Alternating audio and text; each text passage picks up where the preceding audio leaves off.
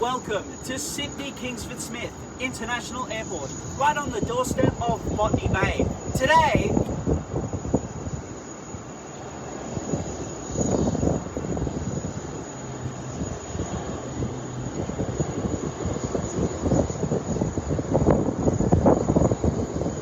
unfortunately, I won't be flying Emirates today. Instead, I will be flying on Air China, bound for the Chinese capital city of Beijing.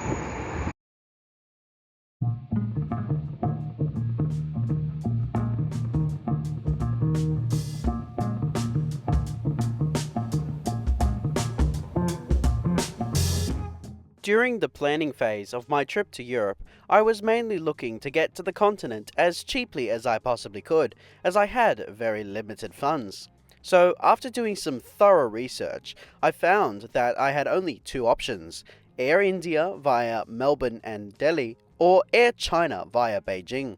I chose Air China over Air India, despite them being slightly more expensive, as it's one airline that I've been wanting to try since the very beginning of my YouTube channel, and I thought it could provide some better content. To those that are new to my channel, hello, my name is Luke, and I am based in Sydney, and as such, Sydney Kingsford Smith International Airport is my home airport. Much like most airports that predate the 1950s, Sydney Airport has undergone massive changes since its inception, with the original surrounding landscape being very different to than it is now. Not to mention the extension of the main runway and the additional third runway being built in the 1990s. Nowadays, Sydney is served by more than 50 airlines to 100 destinations. One such airline is Air China, the flagship airline of the People's Republic of China, which only operates a single daily flight between here and Beijing. Upon arriving at the terminal building, I swiftly made my way inside to start the check-in process. Air China, like the majority of the Star Alliance airlines, uses check-in zone Golf, which is split into multiple different lanes for those in different classes and frequent flyer statuses. Check-in this afternoon was very slow, taking roughly 30 minutes to complete. According to my boarding pass, I was the 262nd passenger to check in, and it was quite evident as nearly the entire complement of passengers was ahead of me in the queue. After the check-in process was completed, and my bag was sent on its way to Europe, I quickly turned around and made my way to the security checkpoint. Security and immigration, just like check-in this afternoon, was very slow due to upgrade works that are currently taking place. It's a tad bit annoying, but there wasn't much I could do. Post-security is the usual duty-free shopping area with high-end luxury items such as watches, perfume, chocolate and alcohol, none of which I really had any interest today. The international terminal's design directs passengers to a semi-large food court and lounges after duty-free, a clever design which maximizes the amount of spending each passenger makes. However, what took my interest was the famous Macca's, with its two-story setup and conveyor belt. Not long after this, the Go to Gate sign appeared on the departures board above, indicating that boarding was about to start. Upon arriving at the gate, I quickly made my way to the window to have a look at the aircraft that's waiting on stand to take me to China.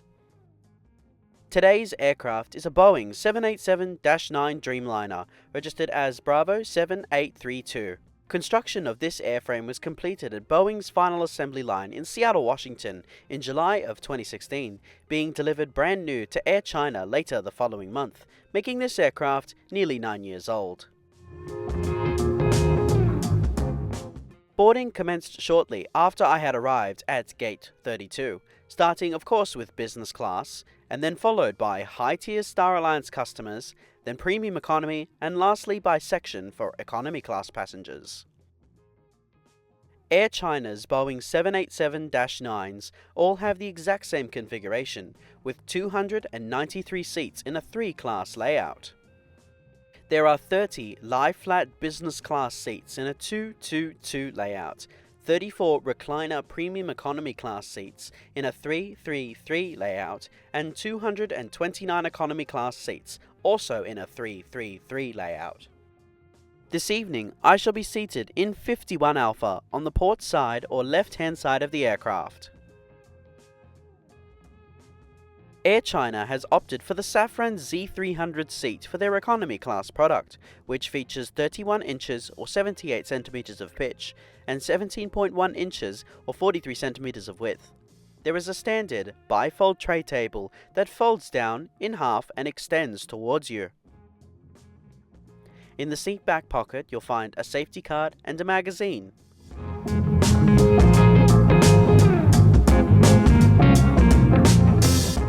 Above are individual reading lights only, which are controlled by the entertainment screen.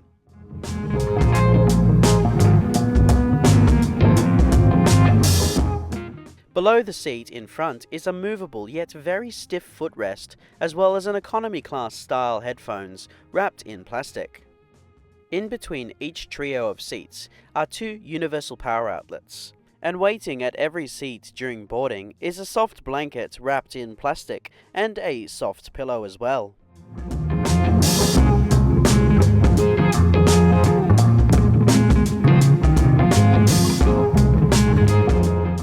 Soon we commenced our pushback from gate 32, 11 minutes ahead of our scheduled departure time.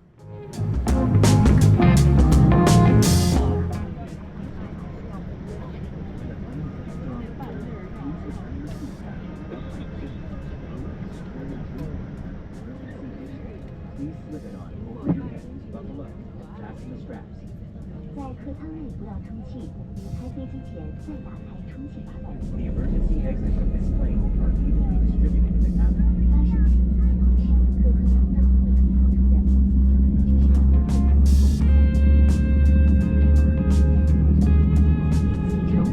Please contact flight attendants when you need help. 女士们、先生们，感谢您的关注，祝您旅途愉快。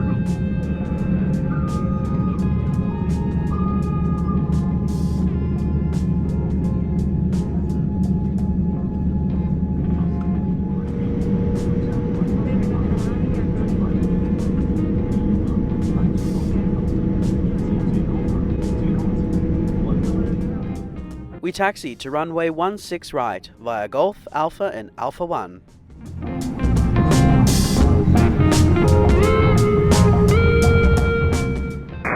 China 174, line up on 016 right. Line up on read runway 16 right, Air China 174.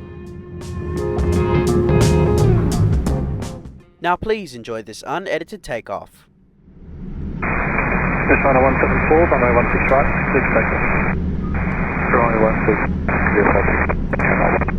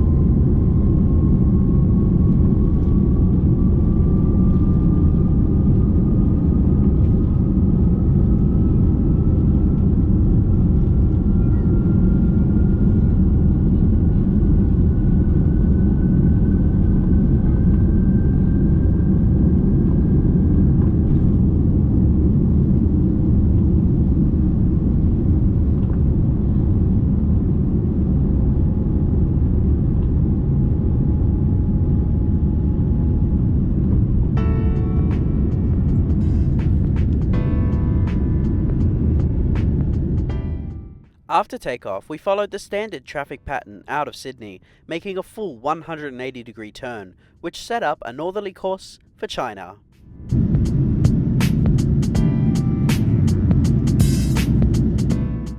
Flight time tonight is 10 hours and 50 minutes, covering a distance of 5,924 miles or 9,533 kilometers, cruising at 34,000, 36,000 and 39,000 feet. Straight after takeoff, down below was the small suburb of Kurnell, home to the point where Australia's discoverer, Captain Cook, landed. Later on, I was able to see much more of the Sydney suburbs, including the Bankstown Aerodrome, the general aviation airport that serves Sydney and the surrounding region.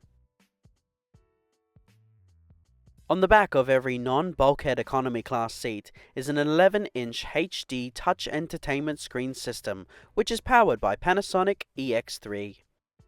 Air China has a wide variety of different movies, TV shows, games, and music to watch and listen to, with up to 300 movies to choose from, with the majority of movies being Chinese. There is also a very responsive moving map feature, which interestingly can only be displayed in 3 languages: Mandarin, English, and strangely French. Not long after reaching cruising altitude, the cabin crew commenced the in-flight service, starting firstly with a round of drinks, and I asked for a gin and tonic, which was very good and had a very good balance of alcohol to tonic water. This was then followed by the main meal, which for today we had 2 options, chicken with potato or beef with rice.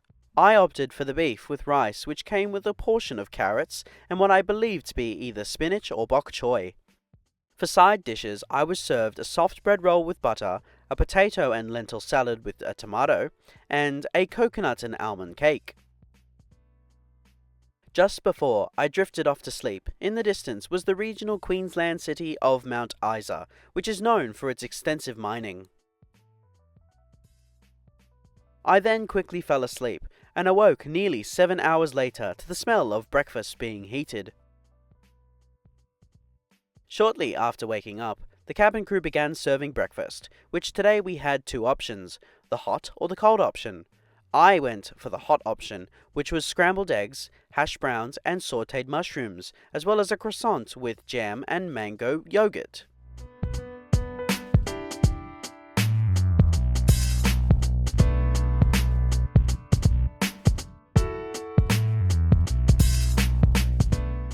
Whilst eating breakfast, down below was the Chinese city of Changsha, which also happens to be the capital of the Hunan province.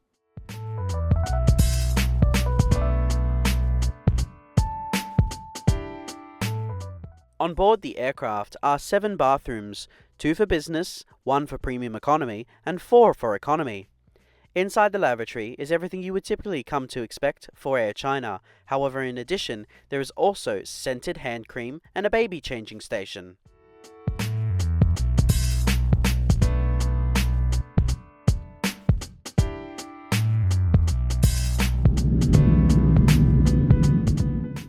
Soon we commenced our descent into Beijing.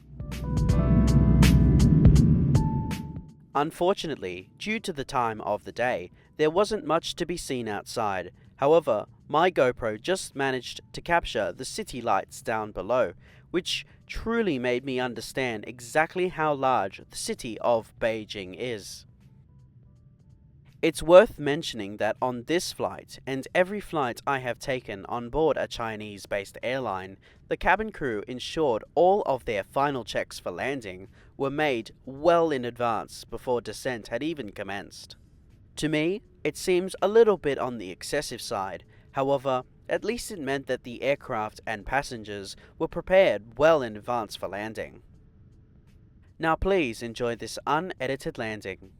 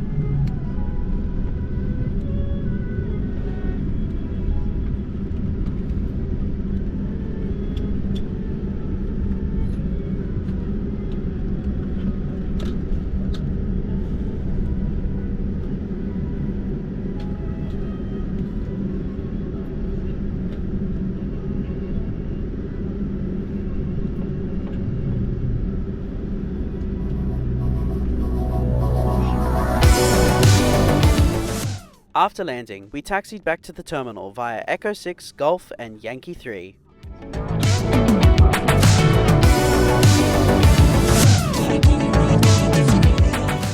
We pulled into gate Echo 23, a staggering 42 minutes ahead of our scheduled arrival time. As I stepped off the aircraft, I thanked the crew for the great flight in Mandarin Chinese before turning my attention away from Air China and towards entering the country on a transit visa. Before I give my final report on this flight, it's worth mentioning that entering China this time was much less scary and stressful than the last time.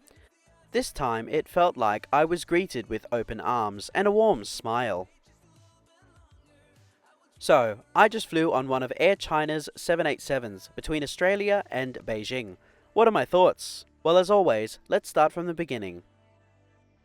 The check-in experience at Sydney was very slow, and I felt like at times no progress was being made. However, once I was at the physical counter, it took no time at all. Security and immigration, much like check-in, was also very slow due to the sheer volume of people passing through at the time, as well as the upgrades that are currently in progress at Sydney Airport, so it was understandable that everything was slow.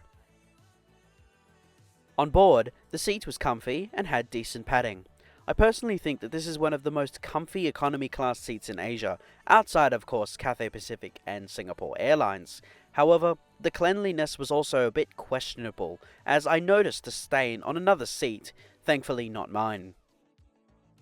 The food was also pretty good and had some rich flavour, though I wish the eggs had a little bit more salt, as they were the only thing that brought the breakfast down. And lastly, the crew were friendly and respectful, however rather absent. Excluding from their normal duties during the safety briefing and cabin checks, as well as the meal service, they were essentially non-existent. I do remember one passenger waiting nearly 15 minutes for a crew member to attend to their call, which is rather strange in my eyes. Overall, a fairly okay flight.